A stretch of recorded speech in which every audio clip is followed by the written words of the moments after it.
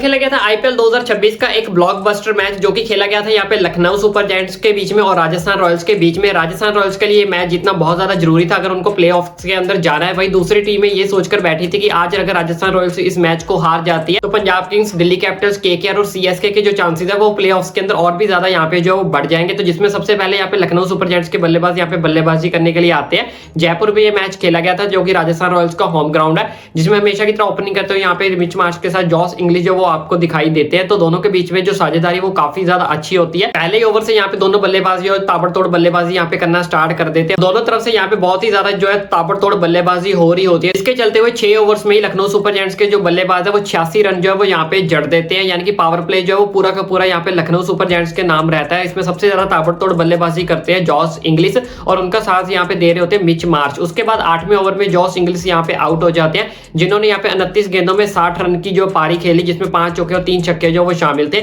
उसके बाद Mitch Marsh का साथ देने के लिए यहाँ पे निकलस पूरन आते हैं, लेकिन निकलस पूरन इस मैच के अंदर कुछ खासा नहीं कर पाते।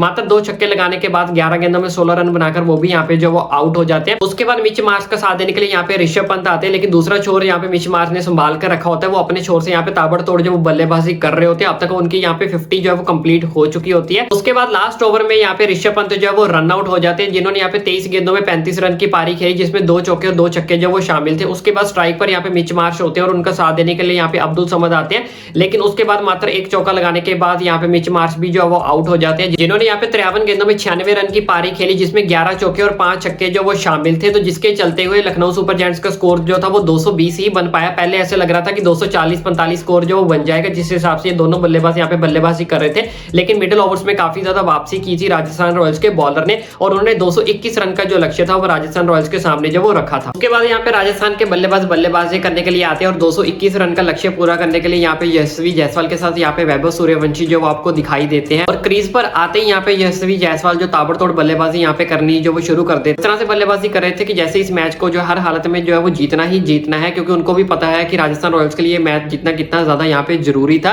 तो जिसके चलते हुए वो आते ही यहाँ पे ताबड़तोड़ बल्लेबाजी यहाँ पे करनी स्टार्ट कर देते हैं। तो जिसके चलते हुए 23 गेंदों में 43 रन बनाकर यहाँ पे यशस्वी जायसवाल जो वो आउट हो जाते हैं। शुरुआती की कुछ बॉलों में वैभव सूर्यवंशी जो है वो धीरे धीरे खेल रहे थे, क्योंकि दूसरी साइड से जो यशस्वी जायसवाल ताबड़तोड़ बल्लेबाजी कर रहे थे। लेकिन जैसे पावर प्ले का आखिरी ओवर आता है उसके अंदर भी यहाँ पे वैभव सूर्यवंशी जो वो शुरू हो जाते हैं। तो जब एक बार वो शुरू हो जाते तो पीछे मुड़कर फिर वो नहीं देखते। तो जिसके चलते वो इतनी ताबड़तोड़ यहाँ पे बल्लेबाजी कर रहे होते, कभी चौका लगा रहे होते, कभी छक्का लगा रहे होते, कभी छक्का जा रहा होता, कभी फिर चौका जा रहा होता है। लखनऊ सुपर जायंट्स के बॉलर को समझ नहीं आ रहा होता कि किस तरह से इनको यहाँ पे बॉल की जाए और किस तरह से इनको यहाँ पे जो वो आउट किया जाए। लेकिन जब तक यहाँ पे वैभव सूर्यवंशी आउट होते हैं तब तक यहाँ पे बहुत ज्यादा देर हो चुकी होती है, क्योंकि मोस्ट ऑफ द मैच जो है वो यहाँ पे एक तरफा जो राजस्थान रॉयल्स की तरफ जो है झुकाकर चले जाते हैं, जिन्होंने यहाँ पे 38 गेंदों में 93 रन की पारी खेली, जिसमें 7 चौके और 10 छक्के जो वो यहाँ पे शामिल थे।